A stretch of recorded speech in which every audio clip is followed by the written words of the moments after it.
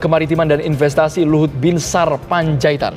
Ya, pertemuan ini pemirsa merupakan pertemuan yang keempat kalinya dalam 6 bulan terakhir. Pertemuan terjadi setelah Partai Nasdem tak diundang oleh Presiden Joko Widodo ke Istana Negara. Pertemuan itu dihadiri 6 partai politik pendukung pemerintah selain Partai Nasdem pemirsa. Dan kita akan melihat bagaimana berjalannya pertemuan ini. Kita lihat bersama baru saja koalisi perubahan. Ada tadi PKS, kemudian Demokrat dan juga Nasdem bersama dengan bakal calon presiden 2024 Anies Baswedan menggelar pertemuan dan membicarakan strategi serta upaya ke depan. Ya, pemirsa, kita ke informasi yang masih berkaitan dengan Capresan Andro, calon presiden 2024 dari Koalisi Perubahan Anies Baswedan belum mengumumkan pemirsa nama calon wakil presiden yang akan mendampinginya. Anies menegaskan Koalisi Perubahan fokus pada prosesnya, bukan hanya sekedar retorika.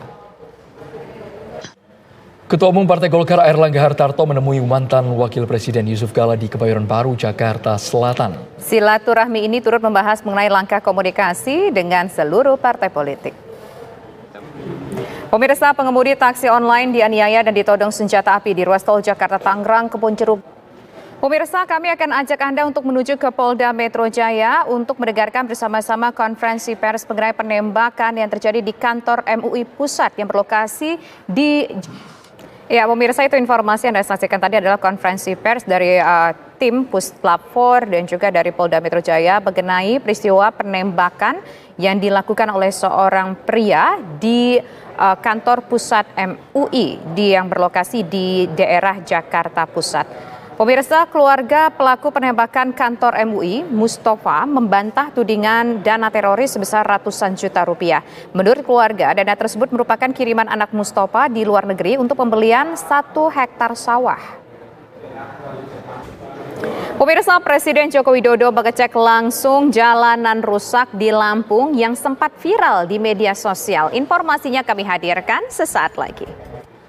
Kematian Kasat Narkoba Polres Metro Jakarta Timur AKBP Budi Alfred Stowoliu yang ditemukan tewas di samping rel kereta di jalur Jatinegara Jakarta Timur Sabtu siang masih menuai tanda tanya. Meski polisi menyebut hasil penyelidikan menunjukkan adanya sebuah dugaan yang berkaitan dengan masalah penyakit ataupun juga bunuh diri.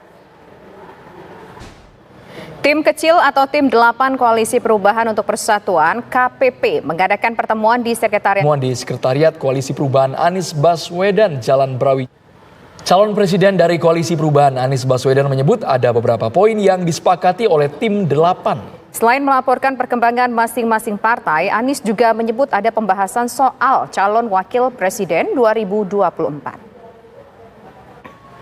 Pemirsa, informasi terbaru dari pertemuan Koalisi Perubahan dengan bakal calon presiden 2024 Anies Baswedan akan disampaikan oleh rekan. Pemirsa, Presiden Joko Widodo mengungkap isi pertemuan dengan 6 ketua umum partai politik di Istana Merdeka, Jakarta. Jokowi membahas soal tantangan bangsa ke depan, termasuk mengenai kerjasama politik pada Pilpres 2024.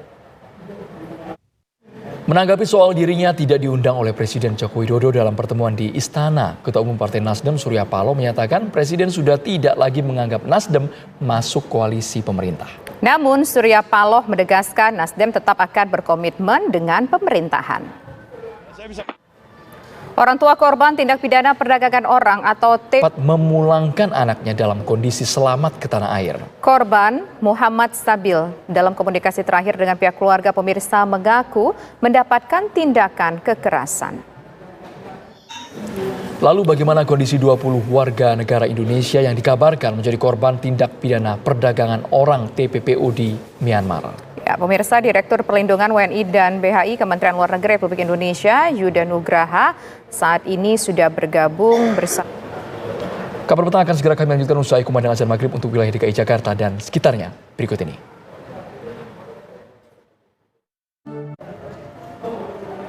Selamat menjalankan ibadah salat maghrib bagi Anda yang berada di wilayah DKI Jakarta dan sekitarnya. Kita lanjutkan kembali kabar petang pemirsa. Hari ini Presiden Joko Widodo mengecek langsung kondisi jalan rusak di Lampung yang viral. Presiden berjanji pemerintah pusat akan segera melakukan perbaikan jalan. Kondisi jalan rusak di Lampung menjadi perhatian apalagi setelah Presiden Joko Widodo meninjau langsung jalan yang rusak. Seberapa parah kerusakan jalan di sana pemirsa? Berikut laporan rekan kami Pujiansyah dari Kabupaten Lampung Selatan, Lampung. Upacara pembukaan SEA Games 2023 di Kamboja pemirsa siap. SEA Games 2023. 5 gol indah tanpa balas ke gawang Myanmar pada laga kedua mengangkat pasukan Garuda ke puncak grup A. Upacara pembukaan SEA Games 2023 Kamboja siap digelar petang hari ini di Morodok Tekno. Bagaimana suasana pembukaan SEA Games 2023 yang digelar di Pemirsa, cuaca panas yang tengah melanda sejumlah daerah di Indonesia membuat warga memilih berwisata ke tempat yang sejuk. Di Kudus, Jawa Tengah misalnya ada wahana wisata salju. Wah dahsyat, nggak harus keluar negeri, ini kan Kudusnya salju buatan tapi yang menyajikan hawa sejuk dan juga beragam permainan jadi pilihan Anda. Kita beralih ke kabar lainnya. Menko Polhukam Mahfud MD resmi membentuk Satgas Tindak Pidana Pencucian Uang untuk mengusut dugaan transaksi mencurigakan sebesar 349 triliun rupiah. Dalam Satgas TPPU, Mahfud MD menjabat sebagai Ketua Tim Pengarah TPPU. 2 bus TNI Angkatan Laut yang menerobos perlintasan merupakan bus dari Lantamal 5 Surabaya. Pengemudi taksi online dianiaya dan ditodong senjata api di ruas tol Jakarta Tangerang Kebonjeruk, Jakarta Barat. Aksi koboi ini terjadi pemirsa akibat pelaku tidak terima mobilnya didahului korban saat keluar dari ruas tol. Korban telah melaporkan tindakan tersebut ke polisi. Polda Metro Jaya masih melakukan penyelidikan terhadap pelaku penodongan pistol yang viral di media sosial.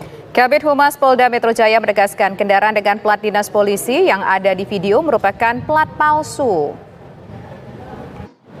Pemirsa, Festival Kuluwung atau Meriam Karbit di Kecamatan Sukamakmur, Kabupaten Bogor sudah dilakukan sejak tahun 1967.